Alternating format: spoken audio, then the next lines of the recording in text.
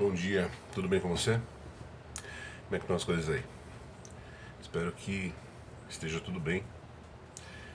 Eu sou André Godoy, este aqui é o canal Dinheiro. Hoje é sexta-feira, dia 9 de fevereiro de 24. Bom, o assunto é desagradável, mas temos que falar a respeito, né? É a história do Milei. Não sei se você está acompanhando como anda a situação do Milei na Argentina. E caso você esteja por fora do assunto, eu vou te atualizar em 3 segundos, tá? Ele propôs mudanças e o sistema disse não. Simplesmente derrubaram tudo que o cara queria fazer e só não amordaçaram ele ainda. Talvez o próximo passo seja esse, né? Uma reação absolutamente idêntica ao que aconteceu aqui no Brasil. E assim, isso nos dá muito o que pensar, por quê? Porque quando a gente vê coisas como essa, do Milei, a gente fica inevitavelmente se perguntando, né? Fala assim, mas que inferno, né? Que raios de vida é essa? Que a gente não vai nunca conseguir se libertar desses caras, né? Do pessoalzinho lá da Lagosta, né? Nosso destino é esse, é trabalhar 7 meses por ano para sustentar esse tipo de lixo, né? E assim, é difícil, viu? É bem difícil. Eu sei que eu estou falando óbvio aqui, mas eu estou desabafando porque, embora eu não tenha colocado um pingo de fé na vitória do Milei desde o início, você deve se lembrar disso. Quem é assíduo aqui do canal se lembra do que eu falei no dia seguinte ao dia da vitória. Embora para mim isso tudo seja bola cantada, mas eu sou de carne e osso, né? Eu não gosto nem um pouco de ver o que está acontecendo, o que aconteceu, porque é muito triste, né? É a vitória do mal contra o bem. É basicamente isso, né? É a vitória da escravidão contra a liberdade, né? E aí a gente se pergunta assim, por onde seguir, né? O que daria para fazer? Uma coisa muito complicada, viu? Porque mesmo que eu chegasse aqui neste vídeo pregando a sonegação de impostos, por exemplo, que é considerada pela lei positiva, isso é considerado crime, né? Ainda que eu fizesse isso, sinceramente eu não teria problema de fazer. Faria numa boa. Mas o problema é que isso é inócuo, né? Porque o parasita ele não chupa o teu sangue aqui assim, só no dia do imposto de renda, só na declaração. Não adianta você sonegar. Você pode até sonegar. Se você sonegar, ótimo. É uma vitamina a menos que você vai estar dando para o leão. Só que é o seguinte, na hora que você sair por aí para comprar, né, comprar um inocente copo de leite, metade dele é imposto. Você pagou o imposto pro filho da puta do cara que tá lá. Você deu dinheiro para ele. Então, é uma situação horrorosa. Né? É uma situação horrorosa. Você viver numa escravidão imposta e que não tem perspectiva de melhorar. Porque hoje de manhã eu estava pensando nisso. Quer dizer, hoje de manhã. É de manhã, mas mais cedo. Vamos supor que o Milei fizesse tudo o que ele queria. Digamos que ele fizesse. Digamos que ele chegasse lá e realmente fizesse uma super reforma, mudasse tudo, derrubasse todos os impostos, fechasse ministérios, tal. Tá bom. Esse cara vai ficar lá 4 anos. No máximo mais 4. Que seja, no máximo mais 20, 30. Que ele fosse nomeado rei da Argentina, vai. Uma hora esse cara vai sair do poder. E na hora em que ele sair do poder, o que vai acontecer? Vai acontecer exatamente o que aconteceu, por exemplo, nos Estados Unidos. A gente toma os Estados Unidos como uma referência, né, de um país livre do capitalismo e tal. Só que assim, eles lá têm um problema exatamente igual, não é exatamente igual, é análogo ao que nós temos aqui. Não sei se você sabia. A diferença é que aqui a gente sustenta vagabundos de de uma certa profissão, né? O Brasil ele sustenta ou os políticos ou o pessoal da máquina pública mesmo, né? Os concursados e tal. Lá nos Estados Unidos é mais ou menos igual, né? Tudo bem, nos Estados Unidos, por exemplo, o promotor de justiça é por contrato. A cidade vai lá, contrata um promotor de justiça, ele tem um contrato de trabalho de, sei lá, 2 anos, depois acaba, enfim. Mas em compensação, eles têm os militares, né? Que sugam até a última gota de sangue do povo americano. Né? A pretexto de, nós defendemos a liberdade e tal, não sei o quê, é porta-avião de 20 bilhões de dólares para cá, é tecnologia de não sei o que, de 50 bilhões de dólares para lá, e assim vai. E assim vai. E as empresas as Lockheed Martin da vida, que fornecem, as indústrias bélicas, que fornecem esse material para o governo, é a mesma coisa que o Odebrecht, não se preocupe, é igualzinho.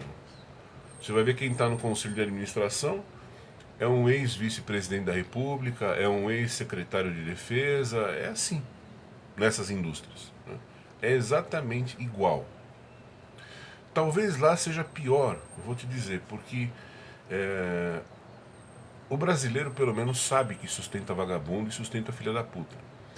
O americano não.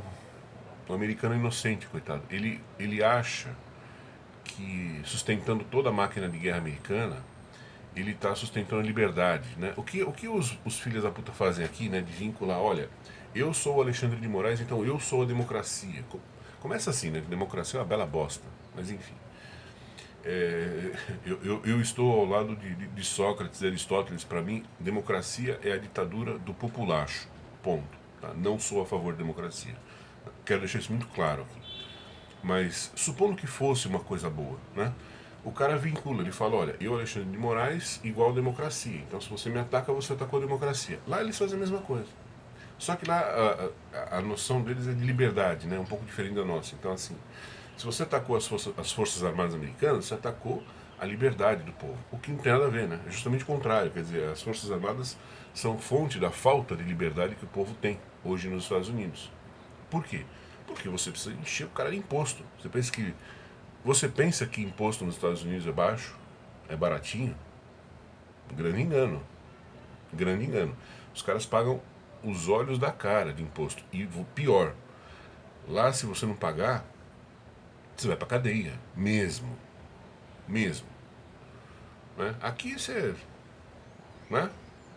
Vai lá, conversa com os caras, dá o seu jeito e tal. Lá não tem jeito não. Lá é cadeia. O Al Capone, por que o Al Capone foi preso? Nunca conseguiram prender o Al Capone por nenhum dos crimes que eram imputados a ele. O único jeito de prender o cara foi o quê? Receita Federal. Lá você vai pra cadeia mesmo. Né? Por que eu estou falando isso? Para te mostrar que no fundo não é exatamente uma questão Brasil, Argentina. É maior que isso. Não é o nosso bananismo tropical subdesenvolvido. Não, é pior que isso. Antes fosse. Antes fosse. Veja, por que o Trump é odiado? Tem várias razões, né? Mas uma das razões do Trump ser tão odiado pelo establishment, os militares não gostam do cara. Por quê? Porque ele vira e fala assim, porra, pra que eu preciso de um porta-aviões de 60 bilhões de dólares? Eu não vou gastar dinheiro com isso. Só que assim, se você não gastar o dinheiro dos 60 bilhões de dólares do porta-avião, pô, a indústria bélica não fatura né, o seu carinho, o general não ganha sua comissão, e por aí vai. Certo? Então, é uma situação análoga, perfeitamente análoga, só não é idêntica porque aqui nós sustentamos basicamente civis, né? Sustentamos militares também, mas o grosso, eu quero dizer, é civil. Lá o grosso é militar. Como é que sai disso? Boa pergunta. Eu tenho pensado nisso dia e noite. Tudo bem, você pode apelar para colocar seus recursos em moedas, em criptomoedas e tal. Mas isso tudo é muito frágil, né? Porque os bandidos, como eu disse dias atrás, eles têm isso aqui. Eles têm a caneta. Então é uma situação realmente triste, né? Porque é basicamente o seguinte: alguém chegar para você e falar assim, olha, você está condenado a ser escravo, está condenado a trabalhar, até morrer, e a maior parte dos seus frutos não será sua, será de um grupo lá de parasitas, de bandidos, né? Então, como enxergar uma situação dessa e sorrir? É muito difícil, né? É muito difícil. Eu confesso, não tenho uma fórmula para resolver esse problema. Eu não faço ideia de como. Quer dizer, eu até faço ideia, né? Eu costumo dizer, eu tenho uma frase que eu falo de brincadeira, mas não é de brincadeira. Eu costumo dizer o seguinte, que o Brasil só será um país melhor. É uma paráfrase que eu faço aqui com um slogan da Revolução Francesa, que eles gostam tanto, né? O Brasil só será um país melhor no dia em que o último funcionário público for enforcado com as vísceras do último político. Essa é uma frase que originalmente foi. Ela era um slogan da Revolução Francesa, né? O mundo só será melhor no dia em que o último padre foi enforcado com as vísceras do último rei.